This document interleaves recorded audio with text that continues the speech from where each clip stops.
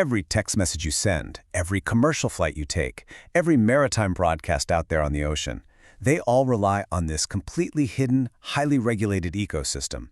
So who actually acts as the traffic cop for these invisible airwaves? Welcome to this explainer. Today, we're diving right into the National Telecommunications Commission and their invisible infrastructure. We're going to demystify the exact regulatory frameworks and the literal paperwork required to keep our modern wireless world running smoothly. Right at the center of it all is the National Telecommunications Commission, or the NTC. They are the ultimate authority here.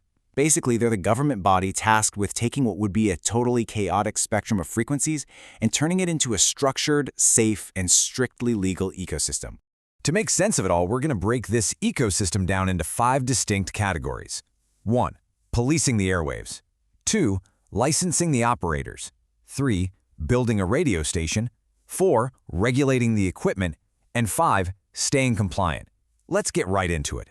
First up, policing the airwaves. What's actually really fascinating when you look at the NTCS's Citizens Charter is this specific designation, G2C, or Government to Citizen. These aren't just high-level corporate regulations going on behind closed doors. These procedures directly impact amateur hobbyists and local businesses, organizing exactly how ordinary citizens get access to our public airwaves. Which brings us to number 2, licensing the operators.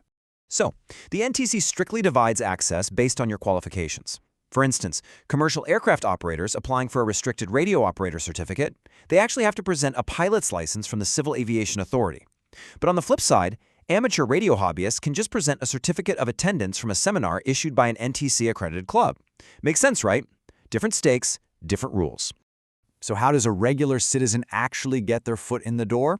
Well, to sit for a radio operator exam, it's a super straightforward 4-step journey. You just submit Form NTC 1-101, undergo a quick assessment, pay the required fees, and boom, you receive your admission slip. But here is what I found absolutely wild in the source documents. The NTC's processing time for this entire thing, the pre-assessment, the payment, and the release of your admission slip, is officially clocked at just 15 minutes. Literally 15 minutes. And the examination fee itself, it's incredibly accessible. The official schedule lists it at just 50 Philippine pesos. They intentionally keep the financial barrier to entry super low for ordinary citizens. All right, moving on to number 3, building a radio station.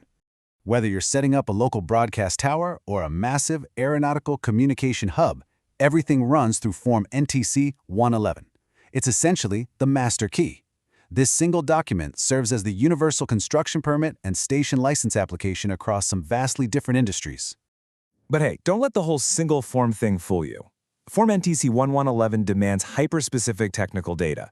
We're talking exact longitude and latitude, your assigned frequency, bandwidth, and even the antenna's height and gain in decibels.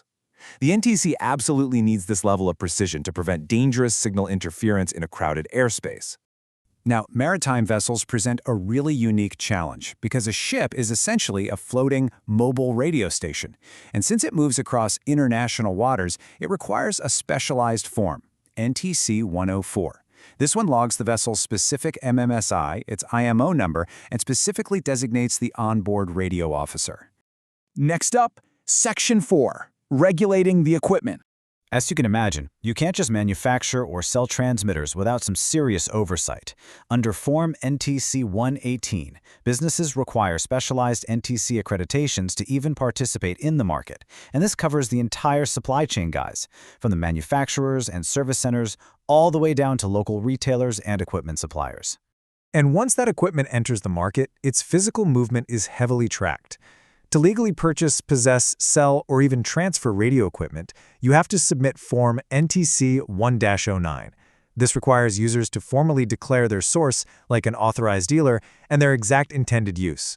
It's all about making sure rogue devices stay far away from the network. Oh, and this doesn't just apply to massive radio towers either. Form NTC 119 pulls everyday technology right under that regulatory umbrella. If you're deploying wireless data networks, short-range devices, or even commercial RFID tags in a local warehouse, yep, they all fall under these exact same rules. Finally, we arrive at number 5, staying compliant. Because compliance is definitely not a one-and-done event. In fact, the NTC's operational guidelines explicitly state, and I quote, "The renewal of a radio operator certificate is required for the continuous operation of a particular class of radio station. Because our airwaves are incredibly dynamic, this paperwork has to undergo a continuous cycle of renewals and modifications to keep up." Yet despite the vast scope of all this, tracking every pilot, every hobbyist, every single RFID tag, the NTC officially categorizes these individual interactions as simple transactions. They've somehow taken the incredibly complex physics of radio frequency management and totally streamlined it into a highly efficient, paper-driven process for the citizen. You know, we rarely ever see the forms, the permits, or the licenses. But I want you to imagine the absolute chaos of our modern world. We're talking grounded planes, jammed cell networks, silent emergency radios. If we didn't have these specific forms strictly guiding the invisible frequencies around us. So it leaves us with one big question. Could our wireless world actually survive a single day without this invisible paperwork?